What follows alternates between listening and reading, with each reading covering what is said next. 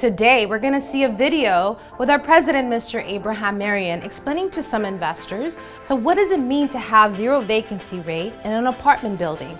If you talk to me and I tell you, my building has had no vacancy, I've been 100% occupied, right? 100% occupancy for the last 10 years, you would say, wow, that's fantastic. If you say that to me, I go, you have done a horrible job. Why? For you to be 100% occupied, what does that mean? That means you're not pushing your rents up. For the person who's been 100% occupied means you're not getting the maximum rent that you should. Why? When as a building owner, you take your rent up $1, that's not because you want that $1 income. For every $1, based on the cap of 4%, just follow this area, the cap is 4, 4.15, like that.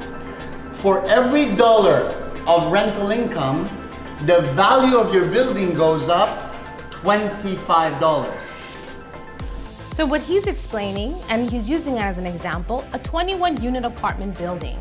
And what he's collecting in rents per apartment unit is, let's say, approximately $3,000. In the area that we're located in Hollywood, it's actually a little bit more, but for the sake of conversation and understanding the mathematics of it, we're gonna use $3,000.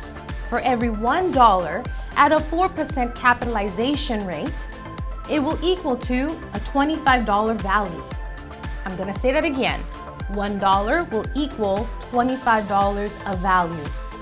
Increase in your building.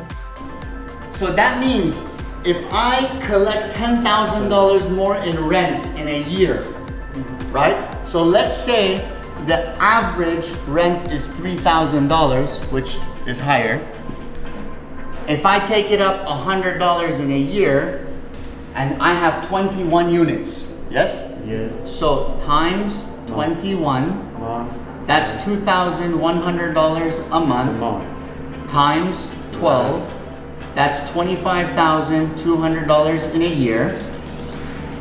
For every $100 that you raise the rent, and we multiply it, right? Like the example, for 21 units, you're going to collect an additional $2,100 per month. You get that equation because now we want to know what it looks like for the whole year. So you get the $2,100 times 12 months, and it will equal $25,200 per year. Correct? Mm-hmm. The reason I want this is not because I make $25,200 a year. The reason I want this, now I have expenses, correct? Sure. So we will go based on a 30% expense ratio plus a 5% vacancy factor. This is the rules of the bank uses for lending, okay? So 65% of this value, it will give me roughly $18,000. This is the value that is used to appraise the building. So what he's explaining is that after collecting that rental increase per year of $25,200, we still have to subtract and take into account an expense ratio and a vacancy factor. So for the sake of conversation, we roughly end at a value of $18,000 after subtracting vacancies and expenses. $18,000, now multiply that by 25. What is 18,000 times 25? 450,000. The reason I took up my rent $100 is because it takes the value of my building up $450,000. After 4 years, that took the value of my building $1,800,000 up. So what he's explaining is, at getting the $18,000, we multiply that by 25. Then we will get $450,000. Now, on an average, when a bank is looking at you, they know in about roughly 4 to 5 years, you're gonna refinance again. So when they're using that calculation by 4 years, Your value increase is $1,800,000. After 4 years, I go to the bank, I say, hey, I want to take out $1,800,000. The bank was hoping, he goes, I hope you would have came yesterday. Why? I have all these people who put money in a savings account that I'm promising 1%.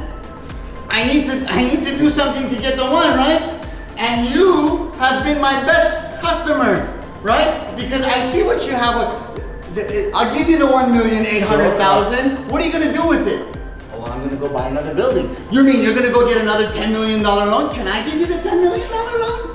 Why? Because they make money on the 1.8 and they make money on the 10 and they charge you 3.5. Why? They keep 2.5, they give 1 to the person who put the money in a savings. So none of us in here should have any money sitting in savings account. Thank you for joining us today. If you have any questions, feel free to reach out to us. Don't forget to like, follow, subscribe, and share.